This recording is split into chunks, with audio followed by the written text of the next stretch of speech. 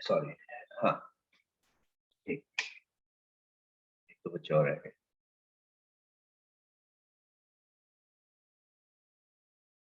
सो ये क्लियर हुआ। तो आपको इनर कॉलम में जरूर लिखना है, और इससे बहुत ज्यादा फर्क पड़ता है, विजुअली आपको क्लियर रहता है कि हाँ हम क्या बना रहे हैं, कितने पैसे हमने मांगे थे, उसमें से कितने आ गए और कितने आने रह गए। क्लियर हो गया? सबको क्लियर है गाइस यहाँ तक? फोर फीचर की एंट्री समझ में आ गई? ओके शगुन, आपसे पूछ रहा हूँ, आप बताओ कि इसमें क्या एंट्री करें। ठीक है,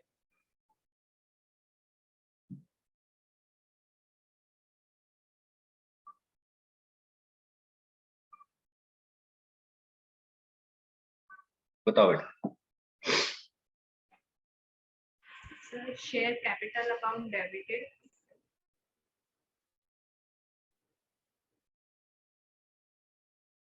To share for fixed account. To call in arrear account. Very good. इसको ऊपर नीचे बिल्कुल नहीं करेंगे, इसको ऐसे बिल्कुल नहीं करेंगे, share capital to call in arrear to share profit बिल्कुल नहीं करेंगे। स्ट्रिक्टली मना कर रहा हूँ, वरना फिर गलती करोगे, फिर बाद में बोलोगे सर ये गलत क्यों हो रहा है। एक ऑर्डर में चल रहे हैं, उसका एक रीजन है। ठीक है, क्लियर है? तो प्लीज इसको इसी ऑर्डर में लिखना है इस एंट्री को। बताओ शुभ। Sir, share capital में amount आएगा 300 multiply by 10, 3000. एक काम करें, पहले सिर्फ ये बता दे अंदर अंदर का। ठीक है, ये बाहर वाली वैल्यूज बाद में लिखते हैं। बताओ। Share for fitted में आएगा sir 300 multiply by 3. Share to call in arrear में आएगा 300 multiply by 7. Very good. सबको क्लियर है ये कैसे किया? किसी को डाउट? चल सकते हैं आगे? सबको क्लियर हो गया? Very good. तो ये चीज समझनी बहुत जरूरी थी कि ये किस तरीके से एंट्री बन रही। ठीक है, तो ये आपका केस हो गया कौन सा? Fully called up. इसको डिलीट कर देते हैं। चलो, तो आपका पहला केस तो क्लियर हो गया सबको। This is fully called up. Basic समझ में आना चाहिए। ये समझ आ गया ना, इसके बाद वेरिएशन समझ में आ जाएंगे। देखो अगला क्या है, four feature of partly called up shares. Partly called up shares में क्या होता है कि आपने अभी पूरे पैसे नहीं मंगाए हैं। तो जैसे मैं अभी अपनी का केस ले रहा था, अपनी कैमरा, अच्छा तू रास्ते में ट्रेवल कर रही है अपनी, आर यू देयर?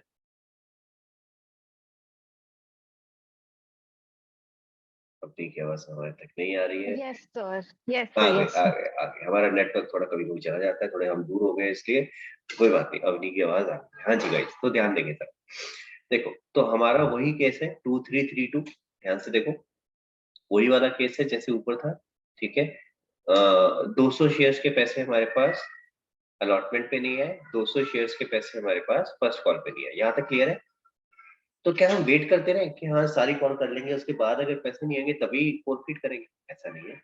कंपनी के पास पावर होती है, वो पहले भी फोरफिट कर सकती है। तो इट डिपेंड्स अपॉन कि वो कब उसको लगता है कि नहीं यार बहुत हो गया। और ऐसा भी हो जाता है ना, कई बार कॉल्स के बीच में काफी लंबा गैप होता है। तो ये छोटा है कि हम हर महीने कोई कॉल कर रहे हैं या कुछ दिनों में कॉल्स कर रहे हैं, तो इट वुड डिपेंड अपॉन। हो सकता है कई बार फर्स्ट कॉल करी हमने 6 महीने बाद, अगली कॉल करी 1 साल बाद, तो यू नेवर नो कि कंपनी को प्रोजेक्ट के लिए कितने कब पैसे चाहिए, उसके हिसाब से वो पैसे मंगाए। क्लियर है? समझ आ रहा है? तो there might be lag in the two calls, तो काफी डिफरेंस भी हो सकता है। तो ये थोड़ा तब तक वेट करते रहेंगे कि अरे कोई सारी कॉल करेंगे उसके बाद ही फोरफिट करेंगे, ऐसा नहीं।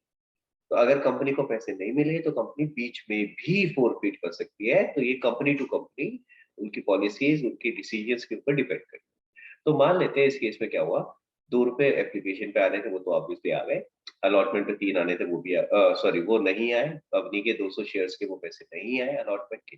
फिर हमने उसको रिमाइंडर्स भेजे, फिर उसके बाद हमने फर्स्ट कॉल भी करी, फर्स्ट कॉल के भी पैसे लिए। हमने कहा बहुत हो गया, हमने अपनी के शेयर्स फोरफिट कर दिए। तो अगर आप देख रहे हो तो मैंने अब की बार एफ कहाँ पे लिख दिया, कहाँ लिख दिया? फर्स्ट कॉल के बाद। उसके बाद सेकंड कॉल तक मैं गया ही नहीं। मैंने ये लाइन जो डाली हुई है, ये वाली लाइन जो मैं अभी रब कर रहा हूँ, ये आपके समझने के लिए डाली। ठीक है, आपको जरूरी नहीं है कि एग्जाम में डालना है। आप देख लो, आपको डाल के अगर बेटर लगता है तो आप डाल सकते हो नीचे इस तरह से लाइन। अगर आपको लगता है कि बिना उसके भी ठीक है, काम चल रहा है, तो इट इज ओके। ठीक है, बट ये एफ जरूर लिखना है, क्योंकि एफ इंडिकेट करता है किस स्टेज पे फोरफिट है। ठीक है, अब रूल वही है, ये रूल अगर आपको याद है ना जो मैंने ब्रैकेट में लिखा है, number of share forfeited into called up nominal value, ठीक है, ये अगर याद है तो आपका आंसर यहाँ भी ऑटोमेटिक आ जाएगा, क्योंकि यहाँ हमने कॉल कितना किया है। अरुणिमा हैंड रेस करो बेटा। इस वाले केस में कॉल्ड अप कितना है बेटा? 8। भाई हमने कॉल कितना किया है, जहां फॉरफिट किया वहीं तक, तो कैसे देखते हैं, जहां फॉरफिट किया जिस स्टेज पे, ठीक है, मैं वहां से ऊपर चलूंगा, तो यहाँ पे फॉरफिट हुआ 3, 3 + 3 + 2। समझ आया कैसे किया मैंने?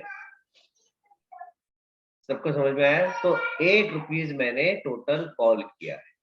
तो रूल वही है आपका, कॉल्ड अप नॉमिनल वैल्यू से हम मल्टीप्लाई कर रहे हैं शेयर कैपिटल। बस आपको आइडेंटिफाई करना आना चाहिए कि कॉल्ड अप कितना है, जिस स्टेज पे फॉरफिट किया है वहां से ऊपर कैलकुलेट करना। तो टोटल 8 रुपए आपने कॉल अप किए, क्लियर हो गया। अब 8 में से कितने आ गए, अगेन जिसके आगे कुछ नहीं लिखा है, यानी कि 2 रुपए, क्लियर हो गया। तो 2 रुपए आ गए, और कितने नहीं आए, जिसके आगे कॉल इन एरिया लिखा है, यानी 3 और 3 6। समझ में आ गई मेरी बात? क्लियर हुआ सबको किस तरीके से बना?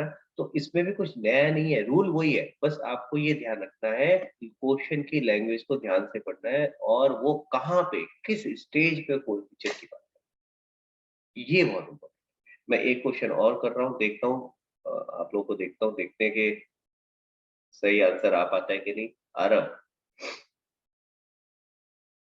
देखते हैं आपको समझ में आया कि नहीं आया।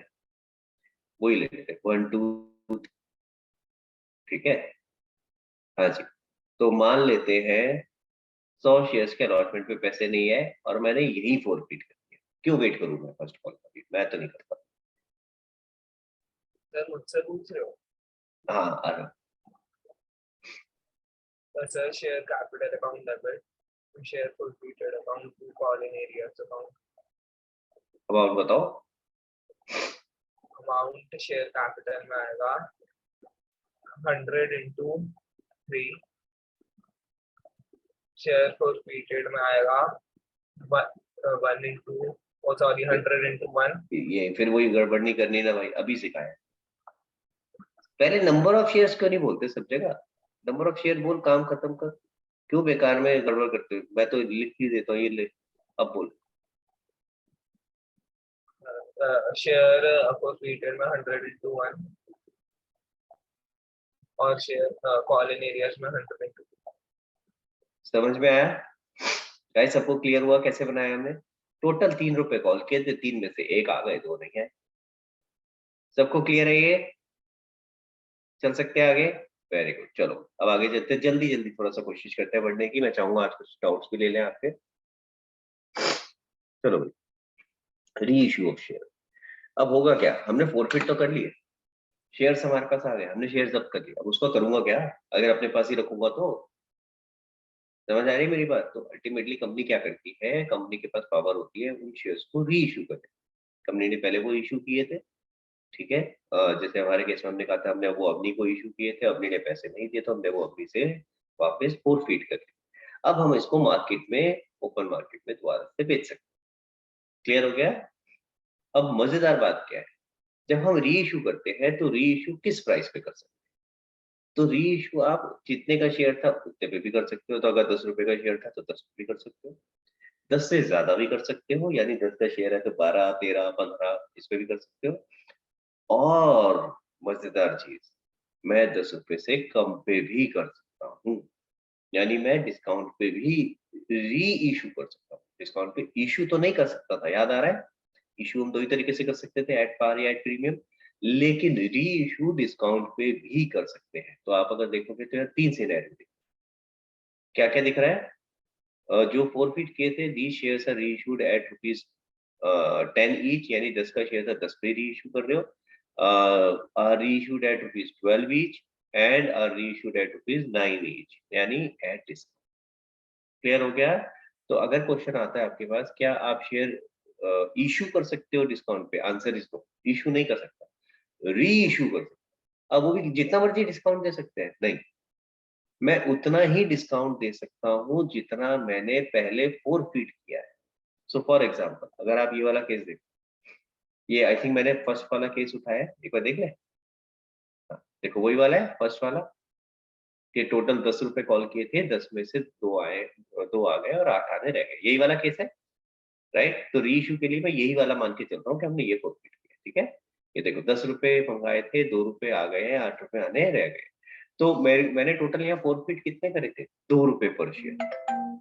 तो मैं मैक्सिमम डिस्काउंट भी 2 रुपए ही दे सकता हूँ, यानी मैं मिनिमम कितना, मेरे को कम से कम री इशू प्राइस रखना पड़ेगा 8 रुपए। मैं 8 रुपए से नीचे नहीं जा सकता। समझ में आ रहा है मेरी बात? अगर मैंने 8 रुपए रखा तो 8 रुपए तो अभी मिल जाएंगे और 2 रुपए पहले मिल गए थे, यानी 10 तो मिल ही गए ना। तो एक तरीके से कंपनीज एक्ट ये इंश्योर करता है कि जो आपका नॉमिनल वैल्यू है, आप उससे नीचे, ओवरऑल उससे नीचे पैसे आप कलेक्ट नहीं कर। समझ आ गई बात, कि कम से कम उतने पैसे तो कलेक्ट करोगे। तो इसीलिए ये बात याद रखनी है। ये क्वेश्चन भी आता है, आपने देखा भी होगा, एक क्वेश्चन होगा कि what is the maximum discount which the company can offer on these shares. ऐसा क्वेश्चन भी आया होगा जब आपको मैंने जो क्वेश्चन दिए, उस तरह का क्वेश्चन भी आता है। तो मैक्सिमम डिस्काउंट कितना दे सकती है, जितना फॉरफिट किया है। तो फॉरफिट कितना किया था इस केस में, 2 रुपए पर शेयर। तो मैक्सिमम कितना डिस्काउंट दे सकती है, 2 रुपए, यानी मिनिमम 8 रुपए का प्राइस रख सकती है, उससे कम नहीं कर सकती। समझ आ गया, क्लियर है? So it would depend upon company to company, भाई कंपनी को क्या बायर मिलता है। अगर कंपनी को कंपनी अच्छी खासी नाम है जिसका, तो प्रीमियम पे भी री इशू होगा। अगर वो प्रीमियम पे नहीं कर पा रही है, हो सकता है पार पे री इशू करे, और अगर पार पे भी नहीं कर रही है तो हो सकता है कुछ थोड़ा बहुत डिस्काउंट दे करके वो री इशू करे। डिस्काउंट मैक्सिमम कितना दे सकते हैं, टू दी फॉरफिटेड अमाउंट। यहाँ तक क्लियर है सबको? चलो आगे। ओके, अब आगे चलते हैं, अब एक एक केस करते हैं। फोर फीचर की कितनी एंट्रीज थी अरुणिमा? सर 1। 1, सिर्फ एक एंट्री, सिंपल, बस खत्म। फोर फीचर की सिंपल 1 एंट्री और खत्म। अब बात करते हैं री इशू की। री इशू की कितनी एंट्री है? देखो आप कोई सा भी री इशू का केस देखो, कितनी एंट्री दिख रही है अरुणिमा? सर 2। 2 एंट्रीज। तो याद रखना है बेटा, हमेशा याद रखना है, फोर फीचर की एक ही एंट्री है और री इशू की 2 एंट्री है। तो अगर आपका सिर्फ फोर फीचर का क्वेश्चन है तो भाई बात ही खत्म है, एक एक एंट्री होनी है ही क्या उसमें। तो नंबर ऑफ क्वेश्चंस पे मत जाओ कि इतने सारे क्वेश्चंस हैं, ये कैसे होंगे, क्या होगा, ये जो दिमाग में आ रहा होता है। भाई एक एक एंट्री, और अगर उस पर री इशू भी है तो मैक्सिमम कितना होगा, 3 एंट्रीज, दैट्स इट। तो इसलिए प्लीज नंबर ऑफ क्वेश्चंस पे मत जाओ, it should not take much of a time. अगर आपको समझ आ गया ना, तो आपको बस वो वर्किंग नोट ढंग से बनाना है, जो आपको मैं बना रहा हूँ ना, 2 3 3 2 और किस स्टेज पे कितने फॉरफिट हुए क्या, वो बस ढंग से बनाना है। और देख लो, अब आपको अब तक समझ आ जाना चाहिए वर्किंग नोट कितना इंपॉर्टेंट है। अगर वो गलत हो गया, चाहे आपको सारा कॉन्सेप्ट आता है, गलत हो जाएगा। तो इसलिए वो ध्यान रखना है, उस चीज का याद रखना है कि वर्किंग नोट कैसे बने, और उसके बेसिस पे फिर आप अपनी एंट्रीज बना। क्लियर हो गया गाइस? पहला केस करते हैं। अच्छा गाइस, ये फोर फीचर की एंट्री मेरे लिए इंपॉर्टेंट है री इशू के लिए। तो ये फोर फीचर की एंट्री सबको क्लियर है? ऊपर 200 शेयर्स में 10 रुपए आए थे, 2 रुपए नहीं आए। सॉरी, गलत बोल रहा हूँ। 200 शेयर्स के 10 रुपए कॉल किए थे, ठीक है, 2 रुपए आ गए, 8 रुपए नहीं आए। समझ आ रहा है? चलो आगे। अब क्वेश्चन क्या कह रहा है? पहला केस कर रहे हैं, when all the forfeited shares are reached. कितने फॉरफिट किए थे? 200। देख रहे हो आप, 200 शेयर्स थे ना जो फॉरफिट किए थे, ये सारे के सारे रीइश्यू कर दिए। और हम सिर्फ इस पे फोकस करेंगे पहले। क्या लिखा है? 200 forfeited shares are reissued at ₹10 each. 10 रुपए का शेयर था, आप 10 रुपए पे ही रीइश्यू कर रहे हो, तो इसे क्या कहते हैं, रीइश्यू एट पार। क्लियर हो गया? री इशू में बेसिक एंट्री क्या होती है? जो इशू की एंट्री होती थी। सिंगल एंट्री कैसी की थी शगुन, इशू करने की? अगर हम सिंगल एंट्री की बात करें, जब भी शेयर इशू होता है, तो अगर मैं उसकी सिंगल एंट्री बात करूं, पहली क्लास में सर सीखी थी। Bank account debited to share application account. Application थोड़ी ना होगा बेटा, ये तो तब होता है ना जब हम अलग अलग पार्ट्स में पैसे मंगा रहे हैं। सिंगल एंट्री पूछ रहा हूँ, सिंगल एंट्री, शेयर इशू करने की single entry. Bank account debited to share capital account. Bank account debit to share capital, याद करो भाई, इनिशियली यही तो सीखी थी सबसे पहली क्लास में। ये तो हमने फिर उसके बाद जादू सीखा था, 1 का 2, 2 का 2 का कितना 8, 1 का 2, 2 का 8, याद करो। ये तो हमने उसके बाद ब्रेक किया था ना यार। पहले हमने क्या सीखी थी कि सिंगल एंट्री क्या होती है, bank account debit to share capital. तो अब री इशू के टाइम पे क्या होगा, री इशू के टाइम पे तो आप क्या करोगे, ले भाई एक हाथ शेयर्स ले, दूसरे हाथ पैसे दे, ये तो हाथ क्या होगा, ठीक है ना। यहाँ पे कोई इंस्टॉलमेंट्स या कोई अलग अलग स्टेप्स थोड़ी ना, वहां तो क्या होता है, पहले एप्लीकेशन आएगी, फिर हम स्क्रूटनाइज करेंगे, देखेंगे किसको अलॉट करने हैं नहीं करने हैं, वो सारा प्रोसेस। यहाँ तो हाथ क्या होगा, क्योंकि यहाँ तो 1 to 1 नेगोशिएशन होगा। क्लियर हो गया गाइस, ठीक है। तो इसीलिए री इशू में सिंगल एंट्री हो रही है, bank account debit to share capital. पहले तो ये क्लियर होना चाहिए, लॉजिक समझ आ गया आपको, ये एंट्री क्यों हो रही है, ठीक है। अब इस केस में क्या होगा, अब आपको याद कैसे रखना है, कौन सा अमाउंट कहाँ पे आएगा। देखो, जो नीचे शेयर कैपिटल में है वहां आती है नॉमिनल वैल्यू, कितने रुपए वाला शेयर आप री इशू कर रहे हो, कितने रुपए वाला, ठीक है, कितने रुपए वाला शेयर आप री इशू कर रहे हो। तो यहाँ कितने रुपए वाला है, 10 रुपए वाला। 10 रुपए वाला शेयर आप कितने रुपए पे री इशू कर रहे हो। तो जो बैंक में ब्लू में हाईलाइटेड है, बैंक में आप देख रहे हो ब्लू में हाईलाइटेड है, वो क्या है, री इशू प्राइस, ठीक है। तो यानी हमें यहाँ दो प्राइस इंपॉर्टेंट है, क्या, एक तो कितने रुपए वाला शेयर है जिसको हम कहते हैं nominal value of the shares which are reissue. तो यहाँ कितने रुपए वाला शेयर री इशू कर रहा हूँ, 10 रुपए वाला। तो 10 रुपए वाला शेयर कितने में री इशू कर रहा हूँ, 10 रुपए पे। तो यहाँ तो दोनों जगह 10 आ गया, बैंक में भी 10 आ गया और शेयर कैपिटल में भी 10 आ गया। यहाँ तक क्लियर हुआ, समझ आया, ठीक है। अब इसके बाद एक एंट्री और होगी, एक एंट्री और क्या होगी, इसके लिए ये जो आपने शेयर फॉरफिटेड में डाला हुआ था, जो डाला हुआ था ना भाई शेयर फॉरफिटेड में, इसका क्या होगा। अब ये आपने शेयर फॉरफिट करे, कितने रुपए थे, 400 रुपए, ये 400 रुपए शेयर फॉरफिटेड में पड़े हुए थे। अब आपने शेयर री इशू भी कर दिया, तो इसका 400 रुपए का क्या होगा भाई, ये हमने 400 रुपए शेयर फॉरफिटेड में डाले क्यों थे, ये भी समझते हैं। ये हमने टेम्परेरीली पार्क कर दिए थे इस अकाउंट, ये एक टेम्परेरी अकाउंट बनाया था हमने शेयर फॉरफिटेड। एक तरह से ये है क्या, फायदा, ये है क्या, फायदा। लेकिन हम इस फायदे को तब फायदा बोलते हैं जब हम शेयर री इशू कर देते हैं। ध्यान से सुनो, तो एक तरह का ये है क्या, 400 रुपए हम खा गए थे ना अपनी के, तो हमें फायदा हुआ इस चीज का 400 रुपए का। लेकिन ये फायदा तब फायदा कहलाता है जब हम शेयर री इशू कर चुके हो। ऐसा क्यों, क्योंकि हो सकता है हमें शेयर्स डिस्काउंट पे री इशू करने पड़ जाए। अगर डिस्काउंट पे री इशू करने पड़ गए तो फिर ये सारा 400 रुपए का फायदा नहीं हुआ ना, तो फायदा कम होगा, जितना डिस्काउंट दिया उसको माइनस करके जितना नेट बचेगा। आ रही है मेरी बात समझ में, क्लियर है। तो इसीलिए हम क्या करते हैं, जब शेयर फॉरफिट करते हैं इसको इमीडिएटली एज अ फायदा रिकॉग्नाइज नहीं करते, इसको टेम्परेरीली पार्क कर देते हैं, कहाँ पे, एक सेपरेट अकाउंट में जिसका नाम दे दिया शेयर फॉरफिटेड। और जब हमने शेयर री इशू कर दिए तब हम देखते हैं, हाँ अब बताओ कितना फायदा हुआ, अब उस फायदे को रिकॉग्नाइज करेंगे। तो इस केस में तो हमें पूरा का पूरा फायदा हो गया क्योंकि हमने कोई भी डिस्काउंट नहीं दिया, ठीक है। तो जितना भी अमाउंट हमारा शेयर फॉरफिटेड में था वो सारा का सारा उठा के हम कहाँ ट्रांसफर कर देते हैं, capital reserve. Sir capital reserve में क्यों ट्रांसफर किया, क्योंकि ये हमारा कैपिटल नेचर का फायदा है, ये रेवेन्यू नेचर का नहीं है, ये मेरे रोजमर्रा के जो मैं गुड्स को खरीदता बेचता हूँ उससे रिलेटेड नहीं है, ये कैपिटल ट्रांजैक्शन से रिलेटेड है, इसीलिए ये मेरा जाता है कैपिटल रिजर्व। कैपिटल रिजर्व भी मेरा एक रिजर्व ही है ना, जो जहाँ पे मैं जो भी अपना प्रॉफिट है वो ट्रांसफर कर रहा हूँ, बट कौन से नेचर का, कैपिटल नेचर। क्लियर हो गया गाइस। तो दो एंट्री समझ में आ गई, बेसिक एंट्री री इशू की बेसिक एंट्रीज क्या है, बैंक टू शेयर कैपिटल और दूसरी share forfeited to share capital, sorry share forfeited to capital reserve. Clear हो गया, समझ में आया। ये दो एंट्री हमेशा होंगी, हमेशा हमेशा री इशू के टाइम। क्लियर हो गया, चलो अगला केस। अब अगला केस क्या है, ये जो 200 शेयर अपने फॉरफिट किए थे, 10 रुपए वाले शेयर 12 रुपए में री इशू। अगेन बेसिक एंट्री तो वही है, bank account debit to share capital, पहले वही बनाओ फिर उसमें वैल्यूज डालना शुरू करते हैं। कितने शेयर इशू करे, 200, ठीक है। आई थिंक यहाँ तक तो कोई दिक्कत नहीं है। अब कितने रुपए वाला शेयर कितने में री इशू कर रहे हैं, 10 रुपए वाला शेयर 12 में reissue. Are you with me. तो 10 तो आपका शेयर कैपिटल में आ गया और कितने में री इशू कर रहे हैं, 12 में, तो वो कहाँ जाएगा, बैंक में।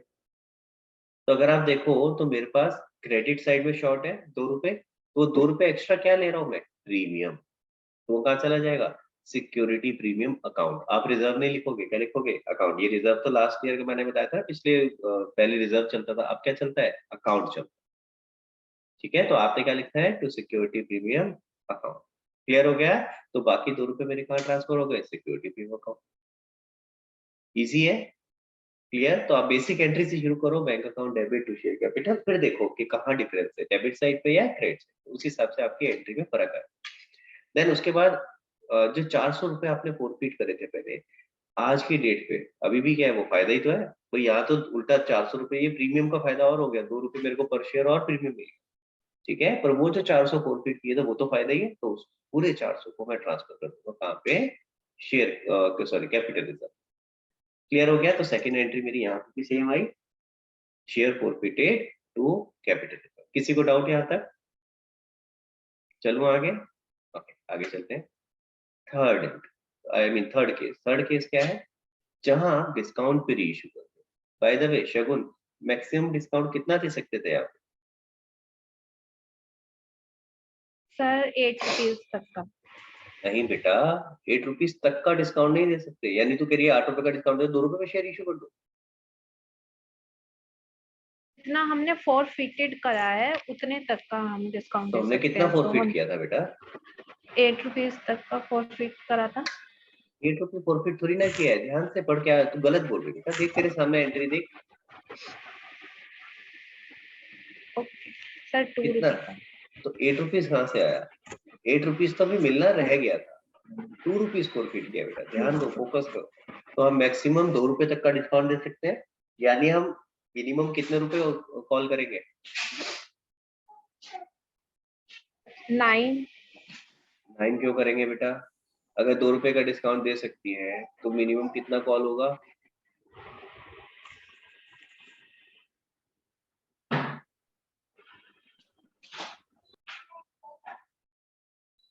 नहीं आया समझ में शगुन?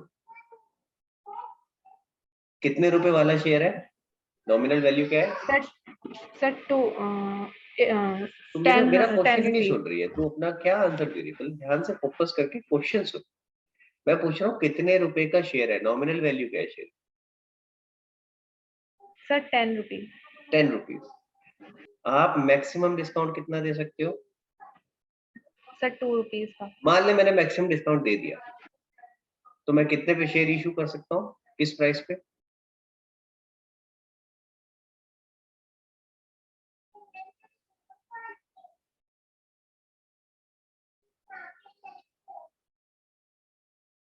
सर बता 8 बता। रुपीज तक का।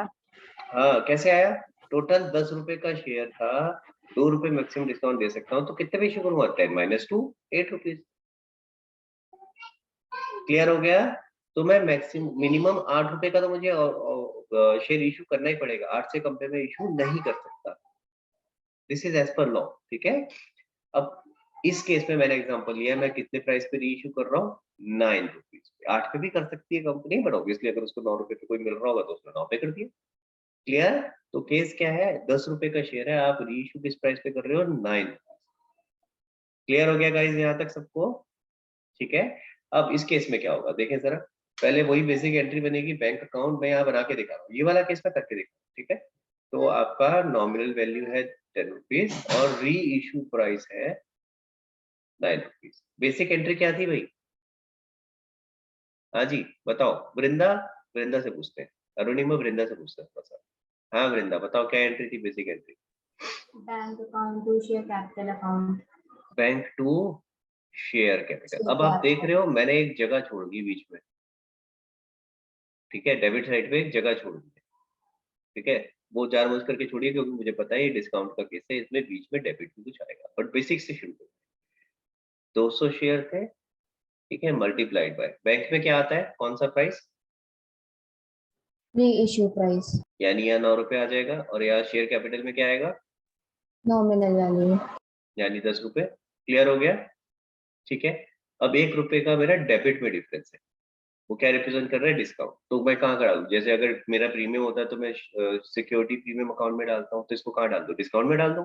आंसर इज डिस्काउंट का कोई अकाउंट नहीं खुलता शेयर्स के केस में। अब इस केस में हम कहाँ कहाँ लेके जाते हैं इसको? हम एडजस्ट कर देते हैं इसको शेयर फॉरफिटेड अकाउंट से। इसीलिए तो उसको रखा हुआ था अभी संभाल के, कि अगर कल को हमें डिस्काउंट पे इशू करना पड़ जाए तो हम उस फॉरफिटेड अकाउंट को यूज कर सकते हैं, ठीक है। तो अब जो 1 रुपए था वो हमने फॉरफिटेड अकाउंट से एडजस्ट। क्लियर हो गया गाइस? किसी को कोई डाउट? ठीक है। अब अगली एंट्री पे आते हैं, ये हो गया 1800, ये हो गया 200 और ये हो गया 200। हाँ जी, नेक्स्ट एंट्री बताओ क्या होगी वृंदा? Share forfeited account to capital reserve account. Very good. अब इस केस में क्या होगा, कैसे अमाउंट आएगा? सर ऊपर वाली एंट्री में देखो कितना था, फोरफिटेड वाली में, देखें भाई फोरफिटेड वाली में 2 रुपए पर शेयर था। अब एक चीज और याद रखना, सीधा 400 मत उठाना, जितने शेयर आपने री इशू करे, जितने शेयर री इशू कर रहे हैं, ध्यान से सुनो मैं क्या कह रहा हूँ, जितने शेयर री इशू कर रहे हैं वो ले रहा हूँ मल्टीप्लाइड बाय हर शेयर पे कितना प्रॉफिट किया। सर वही तो आ गया 400, सीधा 400 नहीं उठा सकते? उठा सकते, लेकिन आगे जैसे ही मैं अगला केस करूंगा जहां पे सारे के सारे शेयर री इशू नहीं करे हैं तो आप फंस जाओगे।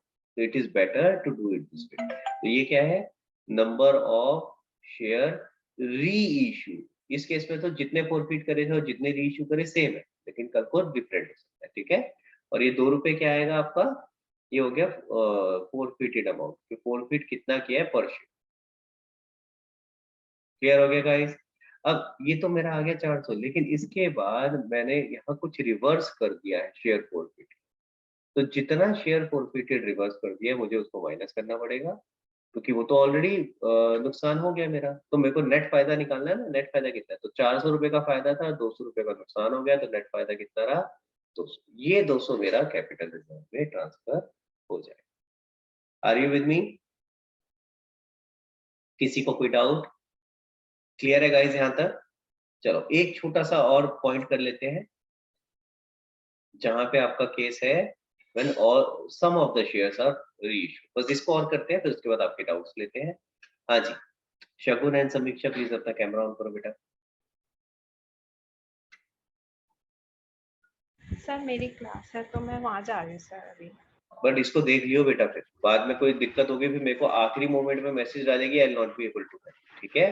तो जो भी डाउट्स Yes, हैं sir. एक बार इसको देख लेना, और अगर आपके क्वेश्चन में डाउट्स हैं तो प्लीज मुझसे अलग से पूछ लेना। क्लियर है शगुन? Yes, sir. हाँ जी, चलो भाई बाकी लोग ध्यान से देखो, हमने कितने शेयर फॉरफिट करे थे अरुणिमा? सर 2। हमने कितने शेयर्स फॉरफिट किए थे? 2 शेयर थोड़ी ना फॉरफिट किए, 200। 200 शेयर्स फॉरफिट किए थे। अब अगर हम क्वेश्चन कर रहे हैं इस केस में क्या कह रहा है, 150 फॉरफिटेड शेयर्स आर रीइश्यू, यानी हम अभी 200 में से 150 रीइश्यू करें, तो बाकी 50 का क्या होगा? सर वो उधर ही रह गए वो जो अभी हमारे पास ही है भाई। अगर हमें कोई और बायर मिलेगा तो उसको दे देंगे। अभी हमें जो बायर मिला वो सिर्फ 150 शेयर खरीदने के लिए तैयार था, ठीक है। तो अगर हमें कोई और बायर मिलेगा जो 50 शेयर बचे हुए भी खरीदना चाहता है तो हम उसको दे देंगे। बट लेकिन अभी फिलहाल तो 150 बिक रहे हैं, तो उसकी एंट्री करते हैं। तो बेसिक एंट्री क्या थी देखो, बैंक टू शेयर कैपिटल, बस अब याद क्या यहाँ क्या होगा, 200 की जगह 150 से होगी है। समझ आ रही है मेरी बात? क्लियर हो गया? उसके बाद अगली एंट्री क्या थी, share forfeited to capital reserve. यहाँ भी क्या होगा, हम 200 से एंट्री कर रहे थे, 200 की जगह 150 से होगी। ये याद रखना है, जितने शेयर रीइश्यू हो रहे हैं सिर्फ उन्हीं से रिलेटेड जो कैपिटल, जो फॉरफिटेड अमाउंट है वो कैपिटल रिजर्व हो जाएगा। फिर से रिपीट कर रहा हूँ, जितने शेयर रीइश्यू हो रहे हैं उनसे रिलेटेड जो फॉरफिटेड अमाउंट है सिर्फ वही कैपिटल रिजर्व में जाएगा। सारा का सारा उठा के कैपिटल रिजर्व में मत डाल देना। ऐसा क्यों? क्योंकि अभी हमें पता ही नहीं बाकी शेयर्स डिस्काउंट पे रीइश्यू होंगे, प्रीमियम पे होंगे, बाहर पे होंगे। तो जब वो रीइश्यू होंगे तब उनसे रिलेटेड जो फॉरफिटेड अमाउंट है तब ट्रांसफर करेंगे कैपिटल रिजर्व। क्लियर हुआ? समझ में आई मेरी बात? तो इसीलिए हमें यहाँ ध्यान रखना पड़ता है कि कितने रीइश्यू हो रहे हैं और उससे रिलेटेड। इसीलिए मैं यहाँ पे जो करता हूँ ना, ये आपको स्पेशली बोला था मल्टीप्लाई करो, इसीलिए कर कि जैसे ही ये वाला केस आएगा, अगर आप एक यूनिफॉर्म एक ही तरीका अपना के चलोगे तो कभी गड़बड़ नहीं, ठीक है। नहीं तो फिर फंसोगे कि कौन सा फुल्ली पेड था कौन सा पार्टली, ये थोड़ी ना देखते रहेंगे बार बार बैठ कि हाँ फुल्ली में अलग रूल लगाओ पार्टली में अलग लगाओ। तो इसीलिए एक ही रूल लगाया। क्लियर हो गया? सबको समझ में आया? एक बाकी सारा का सारा प्रोसेस इसके अंदर सेम है, चाहे प्रीमियम हो चाहे आपका डिस्काउंट हो, तो बाकी सारी चीजें इसमें सेम रहने वाली है। एक सेकंड, कहाँ पहुंच गए भाई?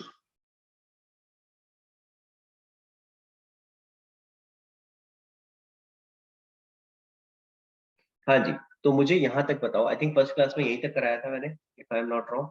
तो यहाँ तक अगर कोई डाउट है तो प्लीज लेट, नहीं तो फिर मैं डाउट्स लेता हूँ आप लोगों के क्वेश्चंस की। और ये मैंने आपको यहाँ पे थोड़ा समरी लिख दी थी। कॉन्सेप्ट पे कोई डाउट है गाइस? कॉन्सेप्ट से रिलेटेड कोई डाउट नहीं? चलो फिर क्वेश्चंस पे आते हैं। तो जो क्वेश्चंस दिए थे उसमें से मुझे बताओ क्या क्या डाउट मुझे कोई बताएगा क्या क्या क्वेश्चंस दिए थे? वैसे मैंने यहाँ लिखे होंगे, तो मैं देखता हूँ। हाँ, तो मैंने आपको क्वेश्चंस दिए थे, क्वेश्चन नंबर 39, 40, 43 का 1 और 56, ये क्वेश्चंस दिए थे सबसे पहले होमवर्क। तो आप इसमें से मुझसे क्वेश्चंस में डाउट पूछ सकते हो। पहले ये वाले बता दो, 39, 40, 43 का 1 और 56। पहले ये सिर्फ 4 क्वेश्चंस की बात कर रहे हैं, उसके बाद मैं जो आगे के वीडियो देखने को बोले थे उससे रिलेटेड डाउट्स हो। हाँ जी बताओ, इससे रिलेटेड कोई डाउट्स है? क्वेश्चन 39, 40, 43, 1 और 56। अगर नहीं है तो हम सब कर दो भाई, पता तो चले।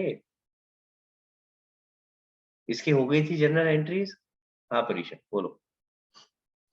सर 56 तक लाइक बीच वाले हैं।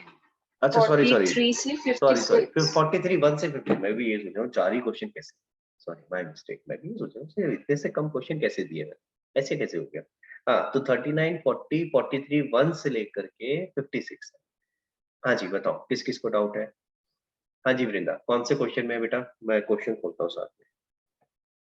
एंड प्लीज गाइज कभी भी डाउट हुआ करे ना तो प्लीज मुझे क्वेश्चन की फोटो जरूर भेजना, ठीक है, ताकि मैं आपको रिप्लाई कर सकूं।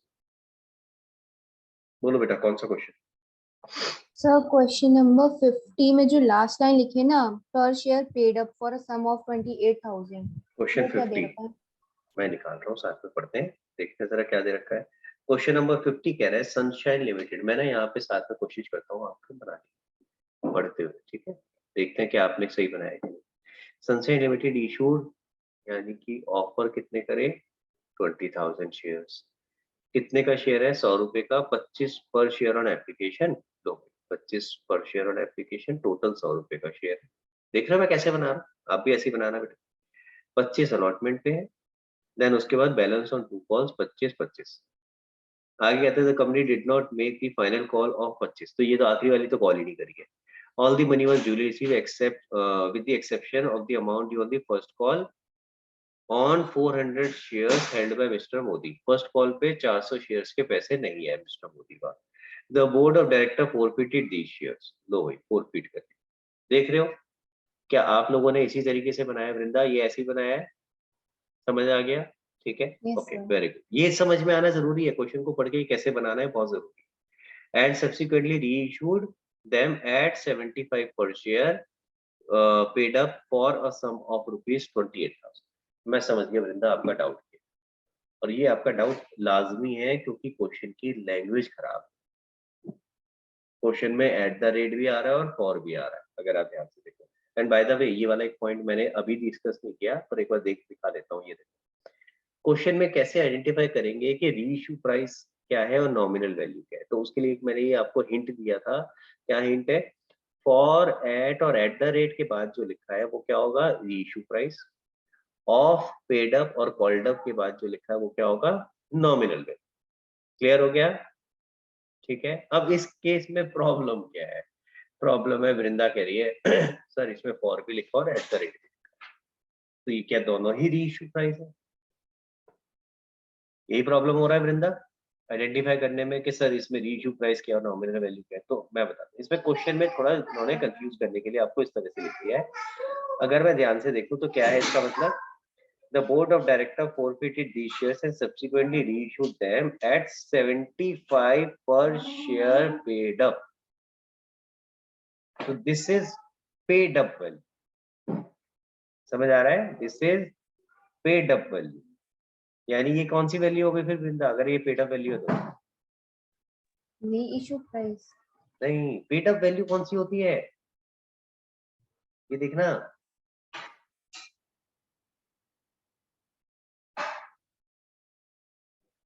Nominal value. समझ में आया? प्रॉब्लम क्या है, हम ऐड देख के कंफ्यूज हो जाते हैं। अरे सर ऐड लिखा हुआ है यहाँ तो ऐड वाली तो रीइश्यू प्राइस होना चाहिए। नहीं, यहाँ पे ऐड उन्होंने उसके आगे लिख दिया है, जबकि यहाँ पे उसका रेलिवेंस नहीं था। यहाँ पे हमारा ये 75 क्या है? 75 रुपीज पेड अप। क्लियर हो गया? ये पेड अप वैल्यू है।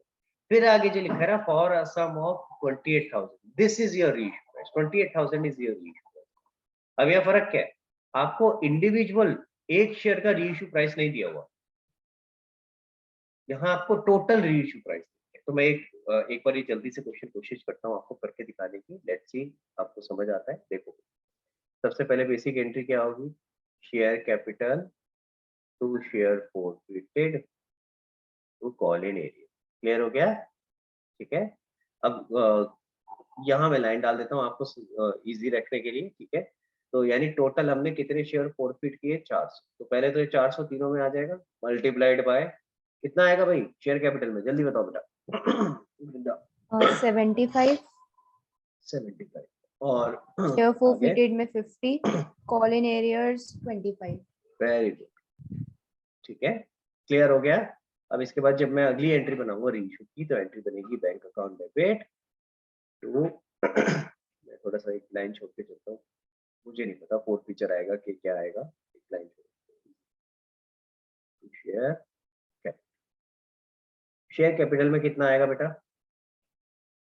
75, 475। राइट, क्योंकि क्वेश्चन में बोला हुआ है कि आपका पेड अप कैपिटल कितना है, 75, यानी 75 रुपीज वाला शेयर आप इश्यू करें।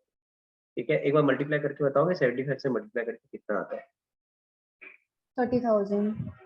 30,000। ठीक है, तो 30,000 वाला शेयर आप कितने में इश्यू कर रहे हो? क्वेश्चन कह रहा है 28,000, यानी इसका मतलब डिस्काउंट पे कर रहे हो। आर यू विद मी?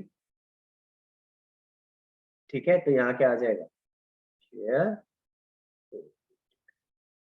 कितना डिस्काउंट हो गया, 2,000 पर शेयर। अगर मैं लूंगा तो कितना हो गया, 5 रुपए का। तो यानी ये 70 रुपए पे आप कर रहे होगे, तभी 28,000 आ रहा है। देखो ये निकालने की जरूरत है नहीं मेरे को वैसे, पर आपको समझाने के लिए मैंने निकाल दिया कि पर शेयर की वैल्यू दिखती है। तो क्वेश्चन ऐसे भी बोल सकता था, and subsequently reissued them 75 per share paid up for ₹70 पर शेयर, ऐसे भी कर सकता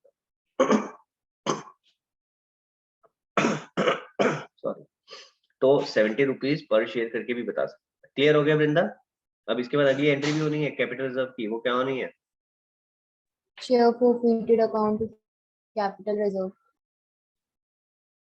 अमाउंट बताओ।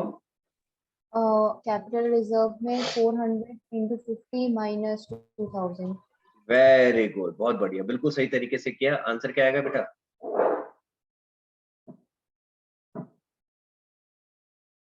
8,000। 8,000 कैसे आ रहा है? 10, नहीं 2 मिनट।